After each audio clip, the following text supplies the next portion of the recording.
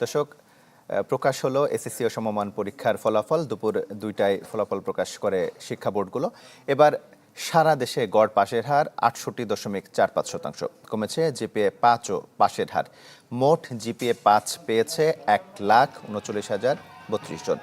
এবছর পাশের হার ও জিপিএ ৫ পাওয়ায় এগিয়ে মেয়েরা। ছাত্রীদের মধ্যে পাশের হার বেশি ৭১.০৩%, আর ছাত্রদের ক্ষেত্রে এই হার ৬৫.৮৮%।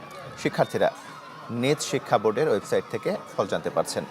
জানা যাচ্ছে মোবাইল ফোন থেকেও নির্ধারিত নম্বরে SMS করে। ফলাফল ঘোষণা নিয়ে এবার থাকেনি কোনো আনুষ্ঠানিকতা। চলতি বছর এসএসসি ও সমমান পরীক্ষা শুরু হয়েছিল ১০ এপ্রিল, শেষ হয় ১৩ মে।